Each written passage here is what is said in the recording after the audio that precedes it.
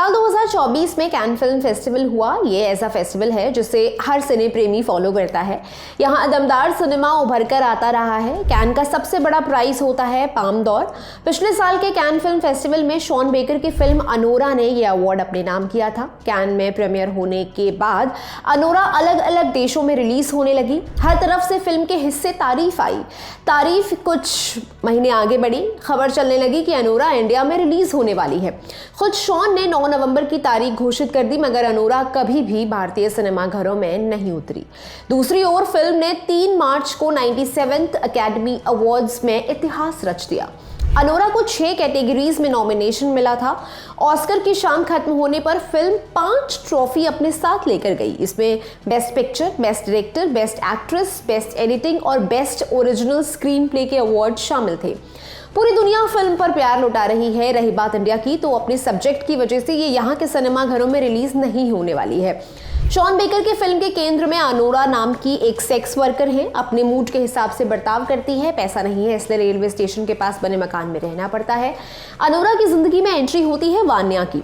वान्या उस किस्म का लड़का है जिस पर कभी किसी किस्म की जिम्मेदारी नहीं पड़ी। मानो उसे मन ही मन पता है कि कितनी भी ऊंचाई से गिरे, उसे संभालने के लिए पैसों का गद्दा नीचे बिछा हुआ है। वान्या और अनोरा मिलते हैं, बेतहाशा पार्टी करते हैं, सेक्स करते हैं, जोश में आकर शादी तक कर डालते हैं।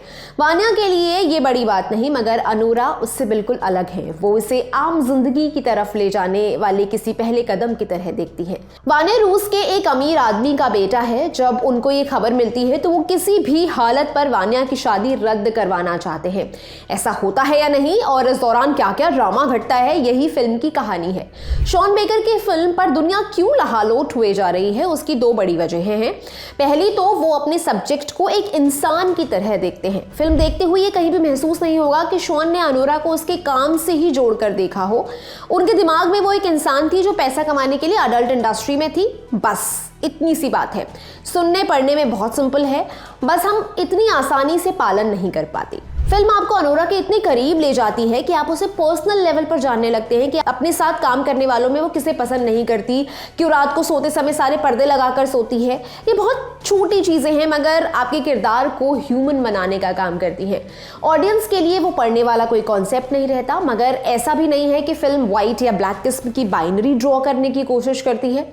अनोरा खुद कुछ पॉइंट्स पर ग्रे वाले हिस्से में जाती हुई दिखती है। माइकी मेडिसन ने अनोरा का रोल किया था। शॉन ने उन्हें पहली बार once upon a time in Hollywood में नोटिस किया था और उसके बाद सब कुछ बदल गया। अपने रोल के लिए माइकी ने खुद स्ट्रिप क्लब जाना शुरू किया। वो वहां बैठकर डांसर्स का बर्ताव देखा करती, खुद से पोल डांस करना सीखा। उनकी कमिटमेंट के चलते उन्होंने सिर्फ 25 साल की उम्र में बेस्ट एक्ट्रेस का ऑस्कर जीत लिया। माइकी ने वैरायटी के एक्टर्स ऑन एक्टर्स सेशन के दौरान बताया था कि फिल्म के लिए इंटीमेसी कोऑर्डिनेटर का इस्तेमाल नहीं किया गया। दरअसल फिल्मों पर एक्टर्स की सहजता को ध्यान में रखकर इंटीमेसी कोऑर्डिनेटर का कॉन्सेप्ट आया है, ताकि एक्टर्स आराम से ऐसे सीन्स को फिल्मा सकें। माइकी का कहना था कि उन्होंने खुद फिल्म के सेक्स सीन डायरेक्ट किए थे। अगर कोई इंटीमेसी कोऑर्डिनेटर होता तो वो हिस्सा वास्तविकता से दूर चला जाता। हालांकि उनके बयान के बाद सोशल मीडिया पर मेकर्स की आलोचना भी हुई थी। बहरहाल अनोरा को इतनी बड़ी फिल्म बनाने की दूसरी वजह खुद शॉन बेकर हैं। वो फिल्म के राइटर, एडिटर और डायरेक्टर हैं। एक फिल्म पर इतने सारे रोल करने के चक्कर में इंसान अपनी ऑब्जेक्टिविटी खोने लगता है। जैसे मान लीजिए कि कोई राइटर फिल्म में पूरी तरह से घुस गया, अब वो उसे ऑडियंस की तरह नहीं देख पा रहा। उसे अपना लिखा कोई सीन पसंद आया तो इस केस में ऐसा मुमकिन है कि वो ये देख ही नहीं पाए कि क्या वो सीन वाकई फिल्म के लिए जरूरी है। उस सीन के साथ क्या होगा, इसका चुनाव डायरेक्टर करेगा, मगर यहाँ शॉन ही करता धरता थे। ऐसे में शॉन के विजन और ऑब्जेक्टिविटी की तारीफ होनी चाहिए। उन्होंने वही फिल्म बनाई जो उनके दिमाग में थी, वो इससे भटके नहीं। शॉन बड़े स्टूडियो वाले डायरेक्टर नहीं है, लगातार इंडी फिल्में ही बनाते रहे हैं, यानी वो फिल्में जिन पर बड़े स्टूडियो वालों को पैसा नहीं लगा है, जहां जुगाड़ से प्रोड्यूसर आदि ढूंढकर फिल्म बनाई जाती है। अनोरा को जहां भी अवार्ड्स मिले, शॉन ने हर एक मौके पर सिनेमा और इंडी फिल्मों के महत्व पर बात करने में कोई कंजूसी नहीं बरती।